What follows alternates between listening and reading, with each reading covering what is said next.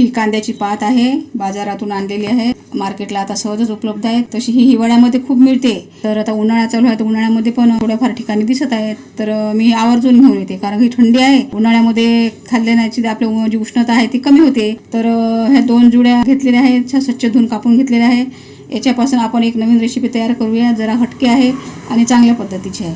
तर याच्यासाठी साहित्य बघूया. तर ही कांद्याची पात बारीक बारीक चिरून घेतलेली आहे. याच्यासाठी आपण घेतलेली आहे मसूरची डाळ 1 वाटी. हे आपण भिजवून घेतलेली आहे.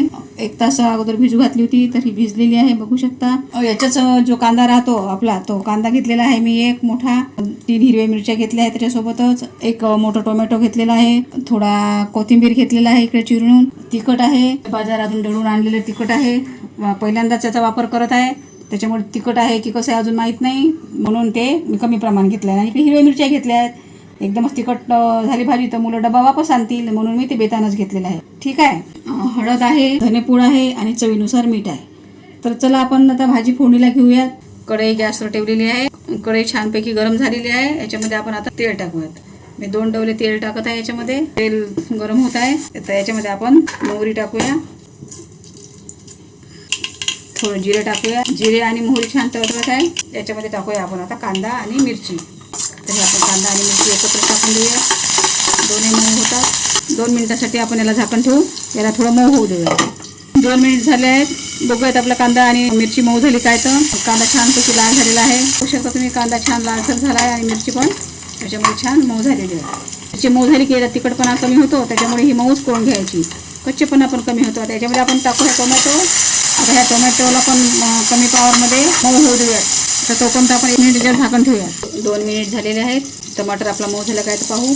टमाटे पण आपले बऱ्यापैकी मऊ झालेले आहे. चांगलं एकजीव झाले की भाजी छान चविष्ट बनते. आपल्याला कधी कधी प्रश्न पडतो डब्यावर काय द्यायचं. कंटाळा करतात मुलं बाकीचं खायचं. आपल्याला एक गृहिणीला काय द्यायचं रोज रोज भाजीला. तर अशा सुक्या भाज्या आपण डब्यावर ठेवू शकतो. त्यांना पण आवडते, नवीन नवीन काहीतरी खायला मिळते. मिस्टरांच्या डब्यावर, मुलांच्या डब्यावर आपल्याकडे आपण अशा सुक्या भाज्या देऊ शकतो.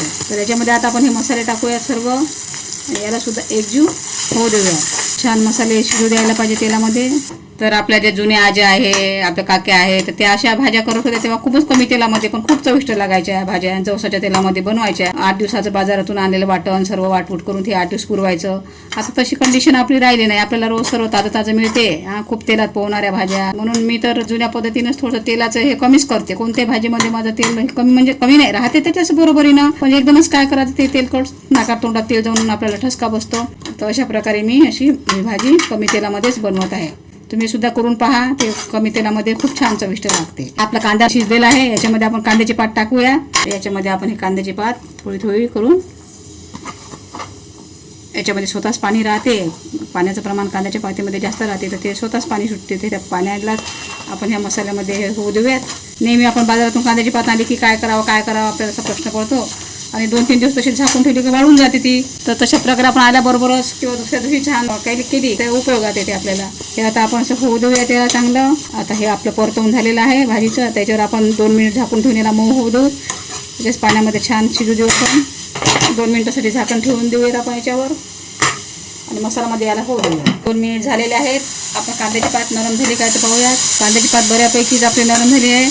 याला आपल्याला अजून नरम करायचे आहे. तर याच्यामध्ये आपण थोडं पाणी टाकून याला नरम करू. कारण याच्यामध्ये आपल्याला डाळ ॲड करायची आहे तर ती डाळ सुद्धा शिजली पाहिजे. त्याला थोडं पाणी टाकू, किंचित पाणी टाकू. त्या पालेभाज्या हमखास दातामध्ये अटकतात आपल्या, मग ते निघत नाही. तर म्हणून याला थोडं आपण मस्त मऊ शिजून घेऊयात. गॅसचा पावर मोठा करून याला उकड्या काढून घेऊयात मऊ होईपर्यंत. कांद्याची पात मऊ झाली काय तर पाहूयात. 2 मिनिटं झालेले आहेत. छान उकडी आलेली आहे कांद्याच्या पातीला आणि ही बऱ्यापैकी शिजलेली आहे. आता याच्यामध्ये आपण ही जी डाळ आहे, मसूरची डाळ आहे, ही मुगाची सुद्धा टाकू शकतो आपण, तुरीची सुद्धा टाकू शकतो. पण आता उन्हाळा असल्यामुळे मी मसूरी डाळाचं प्रमाण जास्त घेते खायला, कारण ही पण थंडी आहे. त्याच्यामुळे आपण ही मसूरी डाळ याच्यामध्ये भिजलेली आहे. आता याला शिजायला काही वेळ लागत नाही. छान धुवून निवडून घेतलेली आहे. अशा प्रकारे आपण ही मसूरची डाळ आपण याच्यामध्ये शिजून घेऊया. छान खूपच छान आणि टेस्टी भाजी लागते. डब्यावर टिफिनमध्ये तर मुलांना खूपच आवडते. नवीन प्रकारची भाजी. अशा प्रकारे आपल्या घरगुती भाज्या आपण करून घ्यायच्या, जेणेकरून त्याच्यातून आपल्याला आरोग्याला पण चांगलं राहणार आहे आणि पौष्टिकतासुद्धा मिळणार आहे. कमी सामुग्रीमध्ये कमी तेलामध्येच भाज्या अशा छान लागतात. चांगलं फिरवून घेऊया आपण याला. एकजीव करून घेऊयात कांद्याच्या पातीमध्ये. तर आपण हे एकजीव करून घेतले आहे. कमी पावर करूयात आता. 2 मिनिट झाकण ठेवून याला याच्यामध्ये शिजवू देऊया. 2-3 मिनिट झालेले आहेत. भाजी आपली झाली काय पाहूयात. छान प्रकारे भाजी आपली झालेली आहे. डाळसुद्धा बघा तेवढ्याच पाण्यामध्ये शिजून आलेली आहे. नंतर पाणी टाकायची काहीच गरज नाही राहत, कारण आपण ही भिजवलेली आहे. आणि मसूरची डाळ लवकरच शिजते, तिचं काहीच आपल्याला टेन्शन नाही आहे.